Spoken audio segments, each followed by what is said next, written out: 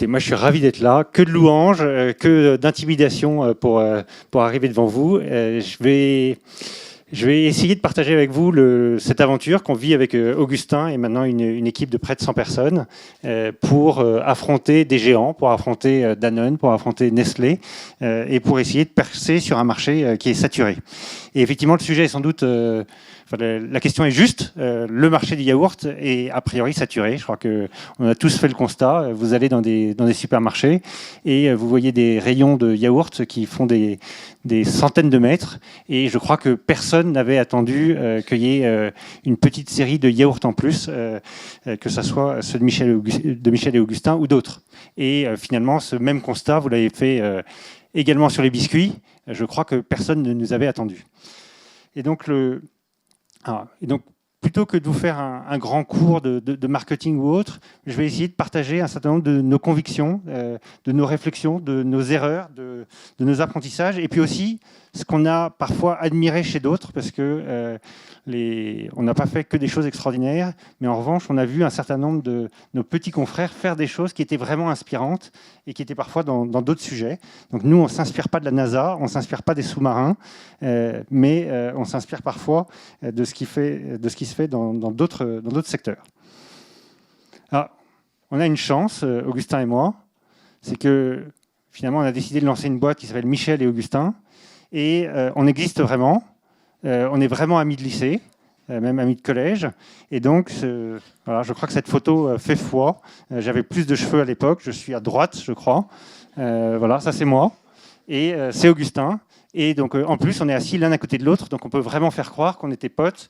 Et donc, ça, c'est la 4e. Et puis, vraiment, je pense que c'était quasiment prémédité. Quelques années après, donc on n'est plus en 4e, j'ai encore beaucoup de cheveux. Je crois que ça doit être en 97. Augustin et moi, on a la joie de faire un nouveau voyage ensemble. On part en Équateur et en Colombie pour faire une mission humanitaire ensemble. Et donc, ça a été un projet top, à la fois pour l'organisation, la préparation et le voyage sur place. Je crois qu'on n'a pas sauvé ni l'Équateur ni la Colombie, mais on a eu l'occasion de faire un voyage splendide et de faire plein de rencontres. On a eu des jobs normaux. Augustin a bossé au Club Med. Il était à la direction de la stratégie. Enfin, il était dans le département de la direction de la stratégie. Il a participé à monter une première boîte dont il dit qu'il n'a jamais compris ce qu'elle faisait vraiment, qui était une boîte qui faisait de l'intelligence artificielle. Ça s'appelait DeepDop, un truc comme ça. Et ensuite, il a rejoint Air France. Ouais, au marketing. Moi, pendant ce temps-là, j'ai eu la joie de bosser dans 2 métiers assez classiques. J'ai fait de la banque au Crédit Lyonnais à New York. Et ensuite, j'ai rejoint un cabinet de conseil en stratégie qui s'appelle LEK Consulting. Et donc, j'ai bossé pour eux à Paris et à Boston. Et un jour, je reçois un mail un peu bizarre d'Augustin qui me dit « Est-ce que tu connais des bonnes adresses de boulangerie dans ton quartier ? Parce que je suis en train de me constituer une base de données. » Question qui me paraissait un peu bizarre. Et donc je lui réponds, écoute, si tu écris un guide, je suis. Et effectivement, c'était l'idée qu'il avait en tête, d'écrire un guide sur les meilleures boulangeries de Paris.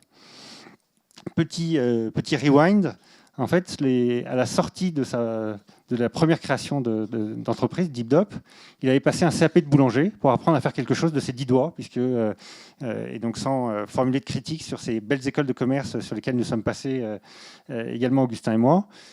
Sa sensation, c'était que quand on passe un CAP de boulanger, on apprend un métier, celui de boulanger. Quand on suit une école de commerce pendant 3 ans, 4 ans ou plus, finalement, quel est le métier derrière ? Il y en a tellement qui sont possibles qu'il n'y a pas un métier spécifique. Moi, j'ai choisi de rejoindre Augustin sur ce premier projet, le guide des boulangeries, parce que moi, j'avais ce souvenir assez intense qui est la boulangerie, c'est le premier commerce dans lequel vos parents vous envoient. C'est le premier commerce où les gens vous reconnaissent, sont parfois même capables de vous appeler par votre prénom. Et puis en plus, il se trouve que la boulangerie dans laquelle, tout près de là où on habitait, était sans doute l'une des meilleures boulangeries de Paris. Et donc forcément, moi, le guide des boulangeries me parlait. On était potes, on avait eu l'occasion de voyager ensemble, on avait eu l'occasion de faire du sport ensemble, de jouer au tennis, etc.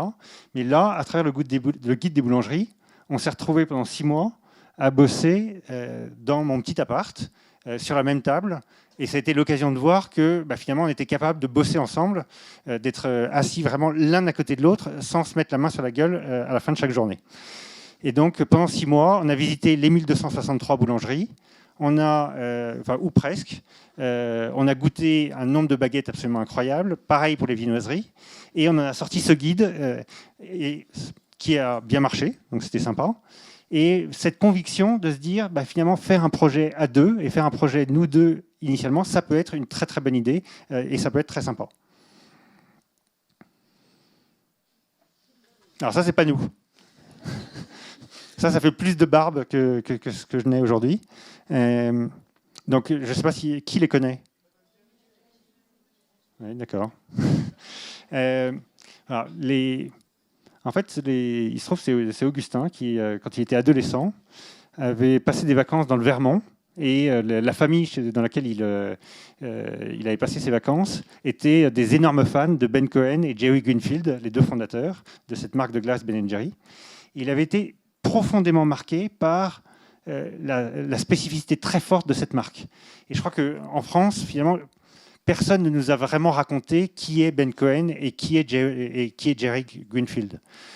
Ces deux mecs, ils sont meilleurs que nous, parce qu'eux, ils étaient en maternelle ensemble et non pas au collège. Et ils se sont lancés véritablement par passion dans les glaces, ont ouvert leur première boutique dans une ancienne station essence et ont créé cette marque de glace absolument incroyable qu'est Ben & Jerry, mais donc qui n'a jamais été vraiment expliquée aux Français, à tel point que je trouve qu'il y a encore beaucoup de Français qui confondent Ben & Jerry avec le dessin animé Tom & Jerry. Et donc, c'était peut-être finalement un premier déclic pour nous de se dire il est possible de créer une marque alimentaire, puisque eux l'ont fait, et il est possible en Europe de créer une marque qui soit complètement différente de ce qui existe, qui est véritablement une âme, qui raconte une histoire vraie, et qui donc se positionne complètement différemment sur le marché. Et donc ça, très honnêtement, si Ben & Jerry n'existait pas, on n'aurait sans doute pas eu la présence d'esprit de se dire tiens, créons Michel et Augustin. Alors, et je reviendrai un peu sur la marque, mais finalement, pour l'ancien consultant que j'étais, on a pondu quelques jolis slides pour dire on va construire une nouvelle marque alimentaire en France, ça va être extraordinaire et on va développer un très beau business. La réalité, une fois que vous avez pondu ces jolis slides, c'est qu'il vaut mieux avoir des produits. Et donc, et ça, finalement, ça a été assez périlleux, même si Augustin avait un CAP de boulanger. Je crois que ça nous a pris plus de 400 essais pour réussir à mettre au point les 3 premières recettes qui étaient des petits cubes de sablé que vous avez peut-être vu à un certain nombre d'endroits. Pas encore dans votre cantine. Oui, voilà, j'ai un message. Voilà. Faites la révolution jusqu'à ce que votre cantine propose des produits Michel et Augustin. Il paraît que vous avez viré Sodexo, viré votre nouvel approvisionneur jusqu'à ce qu'il propose des produits Michel et Augustin. Donc ça, c'est fait. Donc, des slides à la pratique, et donc d'abord mettre au point des recettes. Et effectivement, imaginez, vous, ce soir, vous voulez lancer un nouveau produit, les macarons. Et vous allez vous mettre à faire des recettes de macarons les uns après les autres. Et vous allez les faire tester à votre famille, à vos amis, jusqu'à ce que vous arriviez à une recette qui soit vraiment exceptionnelle. Et ça nous a pris beaucoup de temps, parce qu'on n'était jamais content finalement des produits qu'on a lancés. Donc, mettre au point les recettes, c'était assez périlleux. Ce qui s'est avéré encore plus périlleux, c'est produire les premiers sablés, puisque c'était notre premier produit. Là, en fait, moi j'étais ancien consultant, Augustin avait bossé dans des jobs en marketing, on s'était dit assez naturellement, fabriquer, ce n'est pas notre métier. Donc, on va essayer de trouver des fabricants qui, très gentiment, produiront pour nous, selon nos recettes, selon notre cahier des charges. Et là, on a eu une désillusion assez forte qui était, finalement, on appelait... Donc, il y a 200 biscuitiers en France, à peu près. On en a appelé une grande partie. Et la plupart de nos interlocuteurs disaient « Michel et quoi ?» Là, j'ai un appel d'offres possible pour Carrefour, un appel d'offres possible pour Monoprix, et puis là j'ai 2 Gugus qui s'appellent Michel et je ne sais plus qui, et qui veulent lancer des biscuits. Donc, et ils nous répondaient plus ou moins gentiment, on a autre chose à faire, on va bosser sur le dossier Carrefour, parce que là on est sûr que si on gagne, il y aura véritablement des volumes. Et donc cette désillusion passée, on s'est dit on a cette idée dans laquelle on croit vraiment. Et donc, on va produire par nous-mêmes les biscuits. Et donc, ça, c'est notre vie pendant à peu près 1 an. On dort à l'hôtel Formule 1 près de Sablé-sur-Sarthe. On fabrique des biscuits jour, nuit. On revient à l'hôtel Formule 1 et on arrive à sortir ces petits produits dont c'était les tout premiers packaging. Cette marque, on l'a enrichie. Cette marque Michel Augustin, on l'a enrichie en essayant finalement de s'inspirer d'un certain nombre de nos petits confrères, de nos petits collègues, non pas tant sur leur positionnement, etc., mais sur quelques idées en écoutant des parcours d'entrepreneurs. Et en fait, je ne sais pas si vous connaissez cette marque, qui a été fondée par un British très sympa qui s'appelle James Haverdick. Et lui est une source d'inspiration vraiment brillante et qui, pour moi, est peut-être la meilleure réponse à comment percer sur un marché saturé. Sa phrase, qui restera vraiment ancrée dans nos esprits, à Augustin et moi et toute l'équipe, c'est « Sur ce type de marché, n'agitez pas votre portefeuille, agitez votre imagination ». Et pour se faire une idée, nous, cette phrase, on l'a trouvée brillante quand on l'a écoutée. Donc, ce n'est pas la mienne. Voilà. Mais juste pour se dire, nous, on est sur un marché qui est donc le marché des biscuits, le marché des yaourts ou autre, où finalement notre chiffre d'affaires, encore aujourd'hui, est plus faible que le budget communication de Danone sur n'importe quel produit. Donc si on se bat avec les mêmes armes que Danone, on va se faire littéralement laminer. Et donc ce réflexe de dire comment aborder le marché avec une vision qui soit complètement différente. Il y a d'autres personnes qui que je trouve très inspirantes, c'est les détergents. Je n'aurais pas dû vous montrer la slide. Si je vous dis les détergents, vous dites que c'est le marché le moins sexy de la Terre et que c'est impossible de faire un produit qui est beau. Vous cachez votre pec citron sur vous le mettez au fond de votre évier, votre Sun, je ne sais pas, microsystème, je ne sais quoi, vous le mettez sous l'évier pour que personne ne le voit, et voilà, les produits sont moches. C'est triste, mais voilà, les produits sont éventuellement criards pour être visibles en supermarché, mais il n'y a vraiment aucun sens de l'esthétique quand vous regardez une espèce de petite bouteille pec citron. Cette marque-là, c'est une marque qui est très peu distribuée en France, un peu en Angleterre, et donc très belle entreprise aux États-Unis. Et en fait, voilà, pourquoi un détergent pourquoi un détergent pour vêtements devrait être dans une bouteille moche? Alors, là, vous avez une bouteille qui est splendide, c'est bien designé. Éventuellement, vous pourriez quasiment le mettre en décoration dans votre cuisine, tellement c'est beau. Et en plus, ils ont des graphismes incroyables qui font que ça saute sur l'écran. Et ça, moi, je trouve que c'est une révélation qui est quand même très forte, c'est que ce sens du beau, ce sens de l'esthétique est finalement dénoté sur un marché juste parce que on va avoir cette démarche. Là où Méthode est une entreprise qui est absolument exceptionnelle également, c'est qu'ils ont cette expression qui est « branding from the inside out ». Donc, créer la marque de l'intérieur. C'est-à-dire que la marque, ce n'est pas un truc que vous racontez à vos consommateurs. Leur vision, c'est de dire la marque, c'est ce que nous vivons à l'intérieur. Et donc, ils ont développé une culture d'entreprise qui est absolument hallucinante. Je vous donne juste un exemple. Tout le monde dans cette boîte se retrouve à être standardiste un jour dans l'année. Et comme ce n'est pas forcément le job dont vous rêvez, ils ont rajouté une tradition. C'est que quand vous êtes le standardiste ce jour-là, vous arrivez déguisé. Et donc, visiblement, quand vous arrivez chez Méthode, une fois vous vous faites accueillir par un sosie de Michael Jackson, la fois d'après par Madonna, etc. Et en fait, ils ont gardé cet esprit, depuis la création de la boîte, très inattendu, ce petit côté un peu bizarre. Enfin, ils disent weird, et c'est quelque chose qui, je crois, voilà, l'une des questions qu'ils posent systématiquement en entretien, c'est how to keep method weird. Comment faire en sorte que cette entreprise reste bizarre, inattendue sur son marché. Ce sont des sources d'inspiration pour nous, mais finalement, c'est parce que nous, on porte. Et je crois que ce qu'on porte avec Augustin et ce qu'on porte avec l'ensemble de l'équipe aujourd'hui, ce sont des valeurs vraiment très spécifiques pour l'agroalimentaire. Et je crois que si on s'est retrouvé à visiter 1263 boulangeries à Paris, c'est que dans le fond, on est assez passionné par la bouffe. Et finalement, c'est quelque chose, j'allais dire, de presque surprenant dans l'industrie agroalimentaire. C'est-à-dire que là, on est en train de lancer une démarche où on va faire en sorte que l'ensemble de nos salariés soient titulaires d'un CAP de pâtissier. Et donc, initialement, on pourrait se dire, c'est quoi cette espèce de gadget marketing? Qu'est-ce que ça peut bien faire qu'un directeur financier et un CAP pâtissier? Donc, et je vais essayer de vous expliquer pourquoi on fait ça.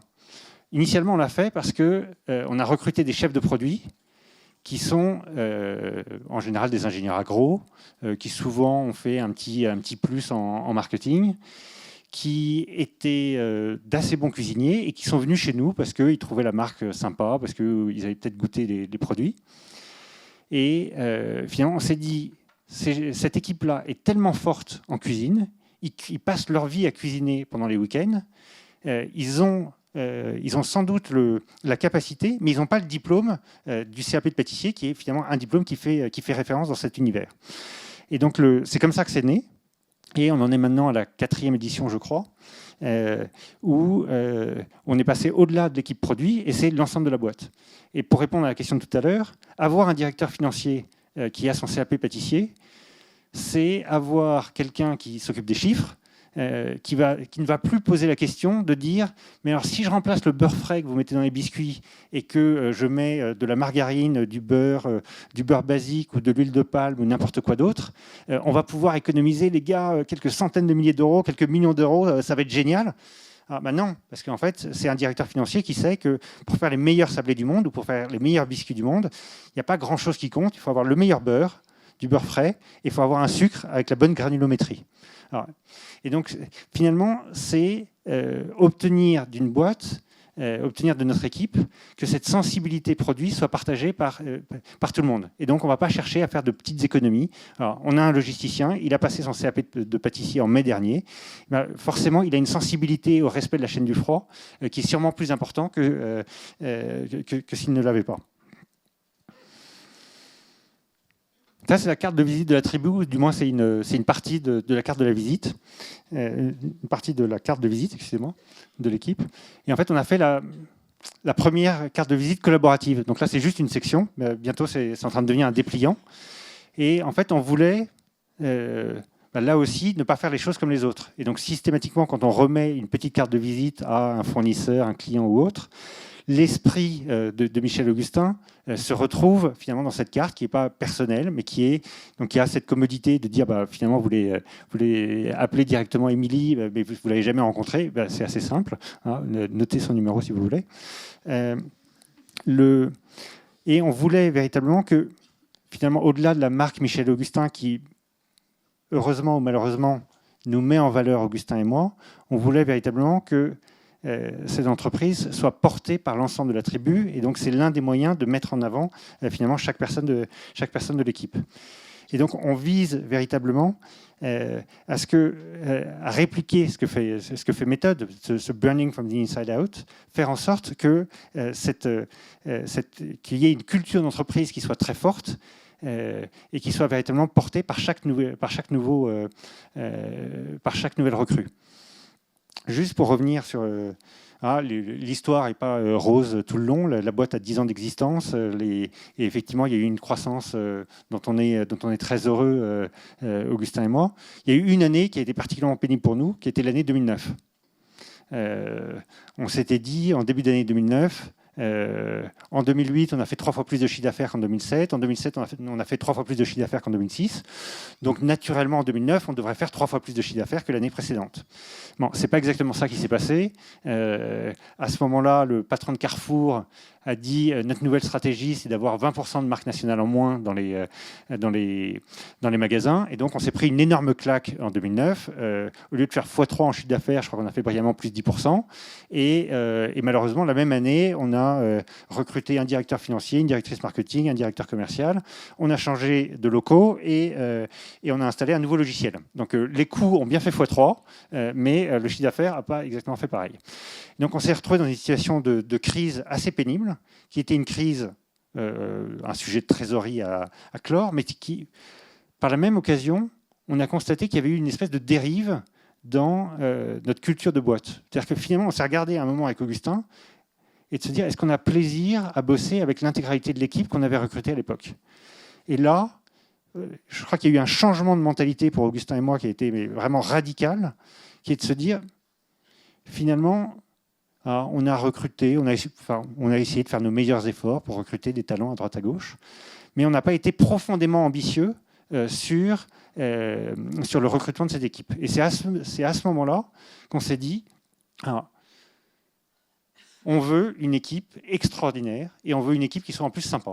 Et le extraordinaire pour nous, c'était avoir des gens brillants, mais malins, parce que c'est sympa d'avoir des gens qui ont une vision stratégique, etc. Mais malins parce que nous, on n'envoie pas des navettes spatiales loin de la Terre. On fait juste des petits paquets de biscuits. Et donc, c'est sympa d'avoir des gens qui ont envie, d'avoir des équipes qui ont envie de triturer les paquets de biscuits, qui ont envie de les regarder, de les démonter, de voir comment ça marche. On veut des gens qui soient ambitieux parce qu'on s'est fixé des objectifs forts pour développer cette boîte. On veut des gens qui soient passionnés. On a la chance d'avoir un produit qui est dans l'air du temps. Voilà, il suffit d'allumer n'importe quel écran de télé pour voir de la cuisine un peu partout. Donc, il y a plein de gens qui sont passionnés de cuisine. Tant qu'à faire, recrutons-les parce qu'ils vont véritablement se réaliser dans leur job.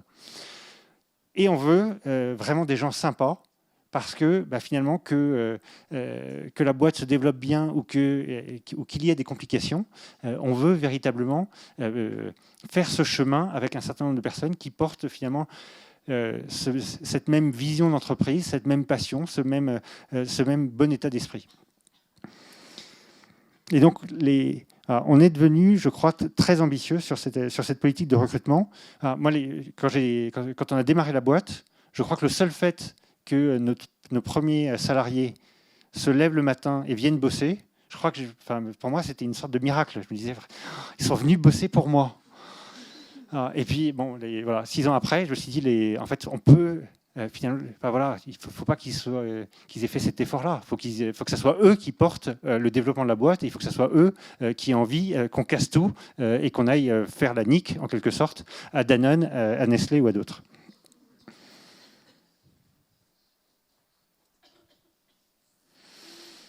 Alors, le résultat de ces convictions, c'est que finalement, on porte une boîte qui, par nature, est vraiment différente de la plupart des marques sur le marché. Et donc, alors ça, c'est un peu la slide dans l'esprit consultant. C'est que nous, on pense qu'on fait du bon job, qu'on fait un bon boulot, quand on est le plus loin possible des marques nationales, qu'on ne va surtout pas sur les terres de Danone, de Lactalis ou de Yoplait. Ces gens-là font un travail remarquable pour expliquer que si vous buvez de l'Actimel, vous passerez mieux l'hiver, ou qu'en mangeant de l'Activia, votre digestion sera meilleure. Bon, ils ont été obligés un peu de rebrousser chemin là-dessus. Mais donc, ces gens-là font un job, très honnêtement, ils sont bons. Hein. Un yaourt Activia, c'est bon. Voilà, vous êtes rassuré et vous dites c'est bon pour votre bide. Hein. Les marques régionales, il y a un certain nombre de marques aussi qui font, que ça soit Bonne Maman, La Fermière, Maminova, pour citer quelques marques dans les yaourts. Très honnêtement, ils font un job remarquable. Bonne Maman, vous avez vraiment l'impression que vous achetez un yaourt qui est fait avec la recette de la grand-mère de quelqu'un et que c'est vraiment bon parce que les ingrédients viennent du fin fond de la Normandie. Voilà, les mecs font bien le job. Alors, et donc, nous... on veut surtout pas marcher sur leur plate-bande, on veut surtout pas non plus marcher sur ce qui est écrit ici comme MDD, donc les marques de distributeurs, puisqu'on ne veut pas se mettre à dos ceux qui seraient nos clients Carrefour, Casino, Monoprix ou autres. Mais on pense qu'on fait un bon job quand on est fidèle aux valeurs que nous portons et qui sont peut-être moins présentes sur le marché, c'est-à-dire de la gourmandise. Alors, nous, on ne vise pas à être le produit le moins cher du rayon. On vise vraiment à être gourmand et on vise à être le meilleur du rayon. Et du coup, en interne, les gens disent il faut que quand quelqu'un déguste l'un de nos produits, il faut qu'il y ait un effet waouh. Alors, vous goûtez la mousse au chocolat Michel Augustin, il faut que ça fasse l'effet waouh. Des produits naturels. Et donc là, je pense que là-dessus, on a été sans doute précurseur sur le marché pour redire finalement, pour faire des biscuits, a-t-on besoin d'autre chose que de la farine, du sucre, du sel, des œufs et du beurre? A priori non. Mais finalement, l'industrie agroalimentaire a peut-être un peu perdu cette voie. Et donc, on pense qu'on peut être vraiment différenciant en proposant une liste d'ingrédients qui soit la plus simple possible. On n'y arrive pas toujours, et qui soit vraiment très rassurante pour le consommateur, puisque de plus en plus, on est là à regarder le dos du paquet et à surveiller la liste des ingrédients les uns après les autres. Et décalé, pas seulement par la communication, mais décalé aussi par le produit lui-même. Par exemple, sur les yaourts à boire, Yoplait fait un très bon produit, qui est le Yop Vanille. Voilà, nous, on n'est pas arrivé directement là-dessus. On s'est dit, on va faire un petit twist, qui est une vache à boire, à la vanille de Madagascar, et une petite pointe de sirop d'érable. Et donc, je crois que en faisant tout ça, on arrive à avoir un positionnement où on ne va pas être directement en concurrence avec les gros acteurs qui font peur, mais on va réussir à trouver notre niche de marché, notre segment de marché, et vraiment satisfaire des consommateurs.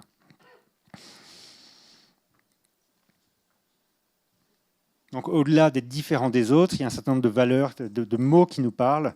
L'amitié, bien sûr. Et en fait, c'est quand même une chance assez extraordinaire de lancer une boîte avec un ami, puisque finalement, c'est une ambiance assez spécifique que vous créez dans cette boîte. Initialement, ce n'est pas des relations professionnelles que vous avez, c'est juste un tissu amical que vous créez. Et donc, je pense que c'est une valeur qu'on porte encore très fort dans la boîte. Le goût pour le beau, je ne sais pas si on arrivera toujours à faire aussi bien que méthode, mais honnêtement, je crois que une recherche de l'esthétique qui est très importante pour nous. La gentillesse, finalement, c'est un peu inattendu pour une boîte, mais je crois que là, il y a un très beau modèle qui me vient à l'esprit maintenant, c'est la marque Zappos. Ce site internet de vente de chaussures, qui est une marque, qui est une entreprise américaine qui a été rachetée par Amazon il y a quelques temps. Alors, je crois qu'eux, ils ont développé la théorie du Random Act of Kindness. Donc, faites un geste de gentillesse pour le premier venu. Ils ont cultivé finalement une culture du service qui est sans égale. Si vous les appelez pour avoir des renseignements sur une chaussure, ils vont pas être, la personne que vous allez appeler ne va pas être chronométrée pour savoir en combien de temps ils vous ont répondu pour vous diriger vers les Converse ou vers les Nike. Ils peuvent garder les consommateurs aussi longtemps que nécessaire au téléphone, et ils ne sont pas notés sur ce critère-là. Fait nous-mêmes, c'est important pour nous. Bizarrement, ce n'est pas nous qui fabriquons les biscuits aujourd'hui, on les sous-traite, mais contrôler le maximum de la chaîne, faire notre design en interne des packaging, mettre au point nos recettes à la bananeraie, nos bureaux, ne pas confier finalement notre communication à des agences de communication extérieures, mais véritablement le maîtriser en interne pour que ça soit le plus proche possible de nos valeurs, c'est quelque chose auquel on est très attaché. Quand j'ai dépassé mon crédit de temps, quelqu'un me fera un signe visible. C'est vous? Très bien.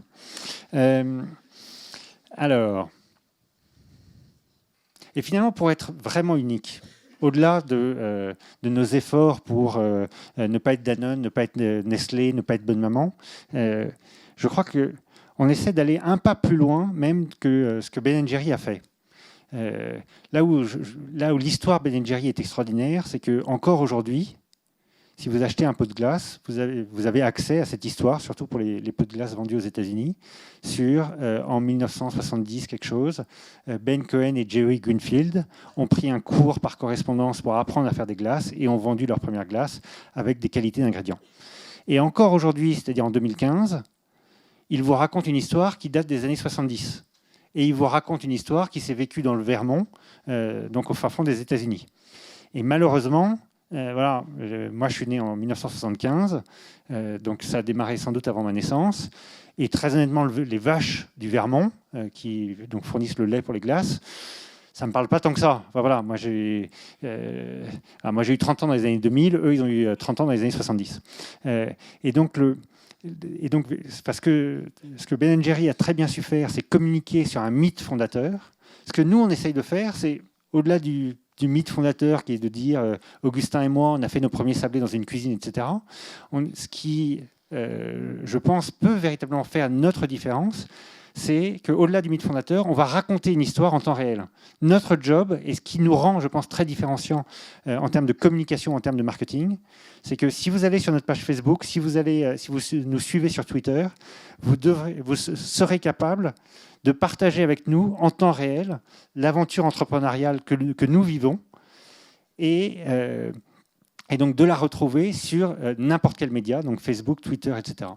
Et en fait, très peu de boîtes font ça. Très peu de boîtes sont capables de raconter, sans mettre un filtre, ce qu'il se passe véritablement à l'intérieur de leur boîte. Et donc là, typiquement, on va lancer la 4e promotion de CAP pâtissier. Il y a à la fois des personnes à l'intérieur de la boîte qui vont le suivre et des personnes extérieures.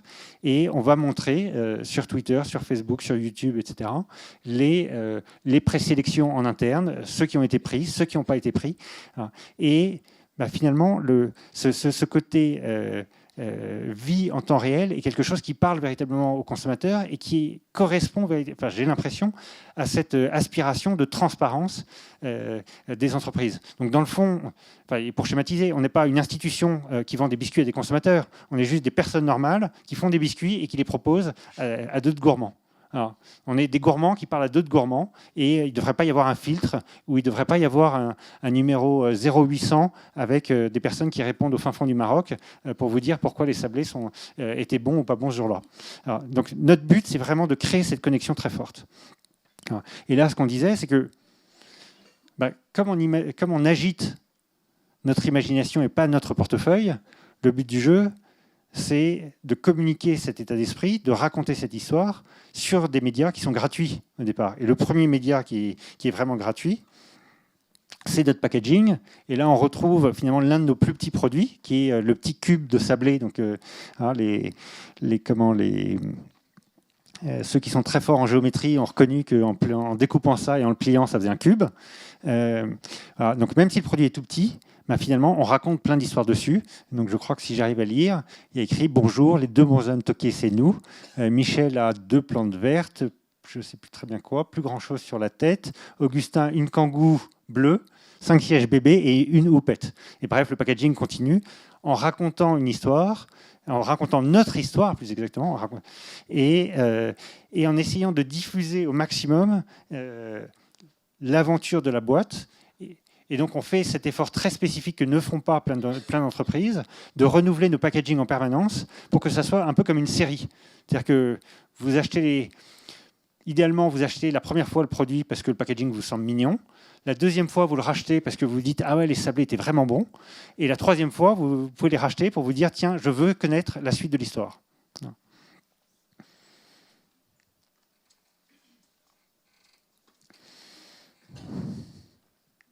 Alors, je vais passer rapidement là-dessus et ensuite, si la magie de cet ordinateur fonctionne, je vous montrerai 3 petits films et je céderai la parole à qui veut pour les questions.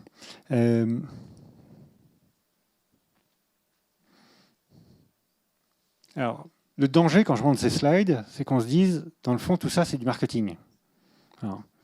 Et bien entendu, tout ça n'est pas que du marketing.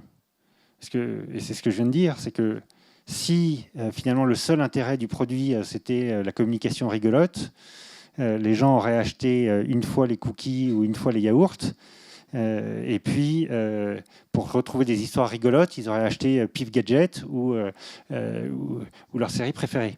Et donc bien entendu, notre premier boulot finalement pour proposer les produits, c'est d'être les meilleurs possibles sur la qualité des produits, parce que c'est ça qui fait que les gens rachètent.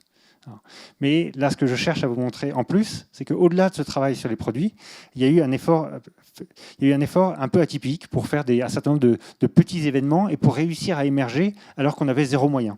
Et donc là, c'est un truc assez marrant. Je ne sais pas si vous vous souvenez de ce truc-là.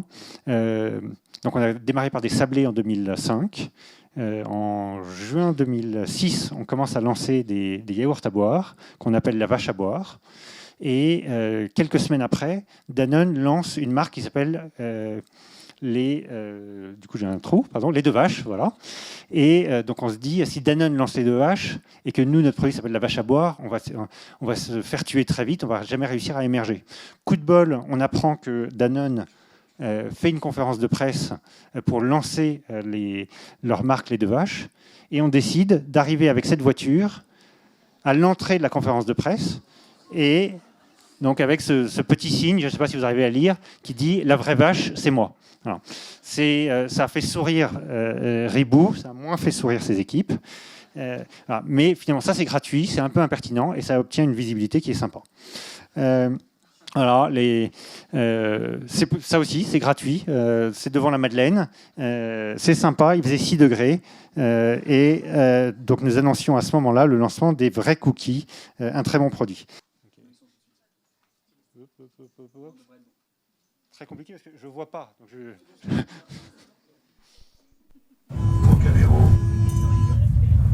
Mesdames et messieurs, bonjour. Je m'appelle Anne-Claire, je suis responsable des ressources humaines chez Michel et Augustin. Alors ça, c'est déjà pas évident. Et je n'arrive pas à recruter, mesdames et messieurs. Est-ce que quelqu'un peut me dire pourquoi je galère d'ailleurs? Je cherche des gens qui auraient le power. J'ai 6 postes à pourvoir. Oui, j'en ai 6. Je cherche un graphiste web designer. Est-ce que quelqu'un connaît quelqu'un qui fait du web design et du print? Non? Personne. Bon, c'est pas grave, ce sera la prochaine rame. Je cherche responsable des achats. Des commerciaux? Oui, je cherche des commerciaux, madame. Merci. Non, nous on veut parler. On veut terminer, les réseaux sociaux tuent l'humain. Mais je suis là. Je suis venue à votre rencontre. Oui, on prend des stagiaires, tout est là. Et il y a l'offre qui est dessus. Ah, un peu par là. Si vous m'aidez à trouver quelqu'un, des gens qui auraient le power, eh ben je vous invite à la bananerie et on fait un cours de cookies avec tous les trubillons. Voilà. Est-ce que vous avez le power là maintenant? Oui. Allez, il y a de la musique. C'est incroyable, c'est incroyable. Ouais. Allez, on chèque le métro. On chèque le métro. Est-ce que quelqu'un connaît quelqu'un qui a une belle-sœur qui elle-même a un beau-frère et un cousin qui est graphiste? Voilà, donc à vos contacts, à vos Facebook, à vos Twitter. Super, merci. Donc, avant de lancer 2 autres vidéos, je pense qu'on va lancer également la partie questions-réponses et puis on fera des breaks entre les questions-réponses quand à chaque fois il y aura une nouvelle vidéo qui sera prête. Parce que je ne vais pas me lancer dans une réparation informatique. Peut-être quelques mots pour conclure. Moi, je crois que la conviction très forte pour nous, c'est que effectivement, on s'est lancé sur ce marché en sachant qu'il était saturé.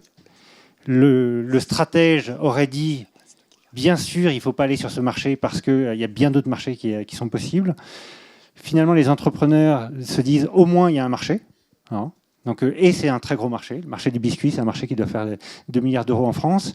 Et donc, assez naturellement, il est possible de se faire une petite niche et de trouver initialement quelques clients que vous allez réussir à convertir et ensuite d'essayer de faire grandir cette niche. Alors, nous, on essaye de dire qu'on ne fait pas de marketing. On essaie de dire que, et je crois qu'on a une réaction assez allergique à toutes les personnes qui ont dit la marque Michel Augustin, ce n'est que du marketing. Parce que je crois que ça ne fait pas honneur à tout le travail qui est fait en particulier par l'équipe produit, qui se casse la tête jour après jour et qui ont, je crois, un niveau d'expertise sur la qualité des produits qui est absolument hallucinant. Et donc, notre conviction profonde, c'est qu'on ne fait pas du marketing, mais on est passionné par nos produits et que finalement, on essaie de raconter assez naturellement, assez simplement, ce qu'on vit à l'intérieur de cette boîte. Et on le vit avec passion, on le vit avec enthousiasme, on le vit en étant curieux du monde qui nous entoure, on le vit en se prenant des grosses baffes, mais en essayant de se dire, même ces grosses baffes, ces gros échecs, finalement, faisons le choix ensemble de les vivre avec le sourire, de les vivre de la meilleure façon possible. Et moi, je crois qu'il y a une théorie que vous connaissez peut-être, qui est celle de la communication non violente, qui a un fondement philosophique qui est très fort, qui est de dire, finalement, alors, tout peut nous arriver, mais c'est nous qui choisissons notre manière de réagir à ce qui nous arrive. Alors, donc, vous pouvez arriver à votre cantine Sodexo et vous dire vraiment c'est pénible, c'est dégueulasse, ou vous pouvez vous dire je le sais, c'est mauvais, mais un jour ils progresseront.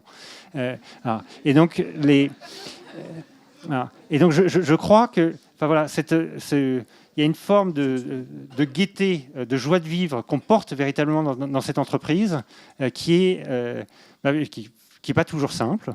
Mais qui, je crois, nous apporte beaucoup, est très enrichissant et fait qu'on travaille dans un cadre de vie qui est assez exceptionnel. Et derrière ça, c'est aussi la possibilité de se dire, voilà, entreprendre en France, c'est possible, c'est pas simple, mais finalement, voilà, le succès n'est pas forcément au coin de la rue. Très gentiment, vous avez parlé de succès pour nous. Je crois que le succès, il est pour nous surtout à construire. Il est surtout à faire dans les années à venir avec la centaine de personnes qui nous a rejoints pour faire en sorte que Michel et Augustin deviennent une marque alimentaire que vous ayez tous dans vos frigidaires. Vous pouvez commencer dès ce soir.